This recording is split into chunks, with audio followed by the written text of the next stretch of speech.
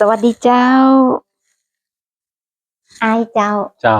วันนี้เราจะมาดีดซึ้งเพลงซอพมาตอนสองเจ้าจะมาเจ้าดิดซึ่งเพลงซอพม่าเนาะเจ้าหรือว่าเพลงพโดยม่าตอนสองซึ้เจ้างลูกสามกับลูกลูกสามสี่กับลูกสี่ตัวนี้เจ้าลูกสี่ตัวใหญ่เนาะเจ้าเอาสักและลูกสา สั ม กรอบหนึ่งเนาะเจ้าพร้อมกันเนาะเจ้าเจ้า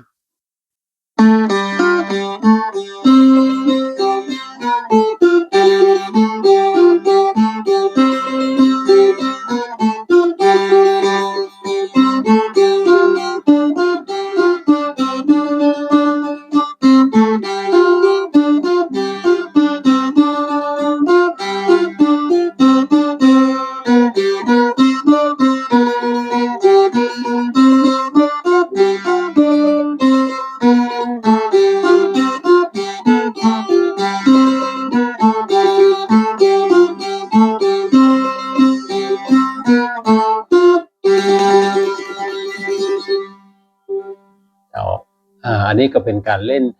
ซึ่งลูกสามกับลูกสี่พร้อมกันเนาะเจ้าลูกสามกับลูกสี่พร้อมกันทีนี้ที่เคยอู้ว่าเพลงซอพม่าเนี่ยเพิ่นเอามาใช้เป็นทำนองของการซอพื้นเมืองเจ้าคือซอพื้นเมืองเนี่ยเท่าที่ได้ฟังได้ศึกษาค้นคว้ามันก็มีทำนองซอเนี่ยหลายทำนองของเมืองเหนือเอานะเจ้าก็ยังมีซอล่องหน้านี่เนาะเจ้าอย่างซอของเชียงใหม่ก็มีซอตั้งเชียงใหม่เจ้าของซอละไม้เนาะเจ้าซอจะปุอย่างนี้นะเจ้ามันมีมันจะใช้ดนตรีของห้องที่หนึ่งเนาะเป็นตัวนำนำมาก่อน8ห้อง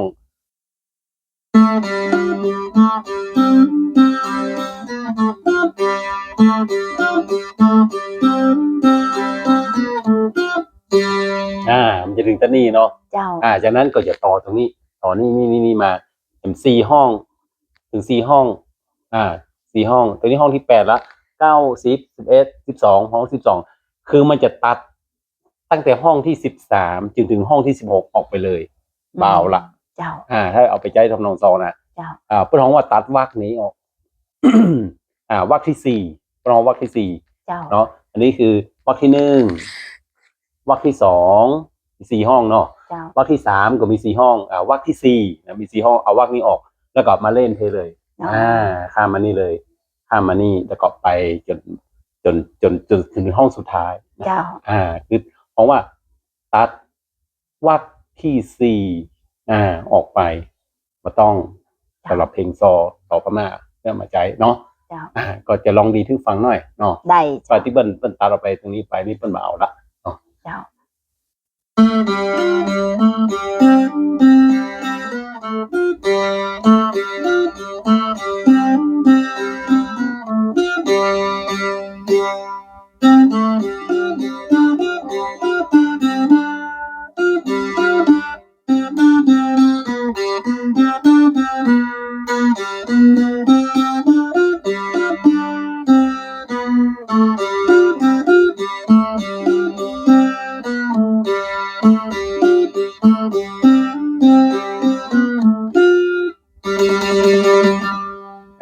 หรือต่อจบจะเอาอีกเลย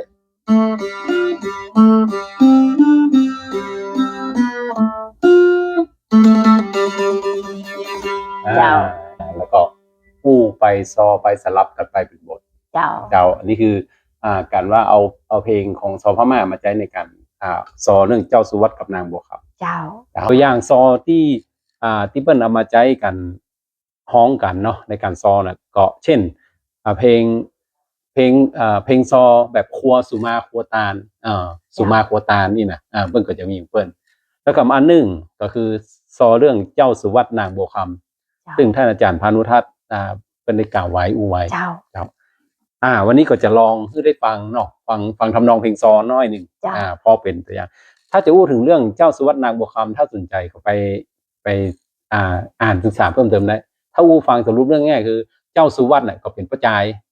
เป็นเจ้าชายเนาะนางบัวคำนี่เป็นลูกสาวของฤาษีเกิดในดอกบัว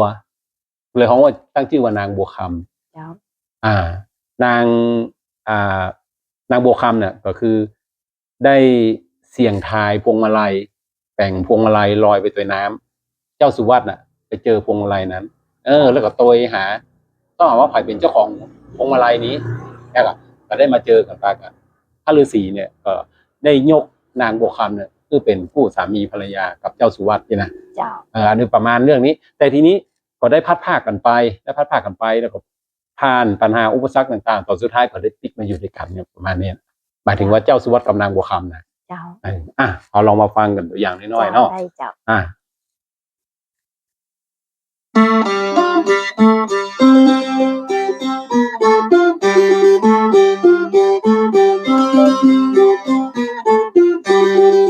ปล่อยฟังลาหมู่จุ้มพี่น้องจากไขทำนองเรื่องนางบัวคำให้ตามระบำที่ออกในธรรมพระเจ้า ติดต่อบทเก้าเจ้าสุวัตต้อยมา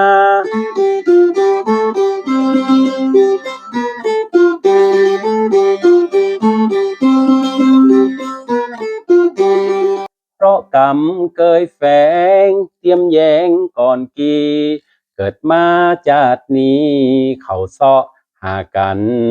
ท่านเลยปงปันยกฮือเป็นกู้ฮือเจ้าได้อยู่เป็นกู้เตรียมเงา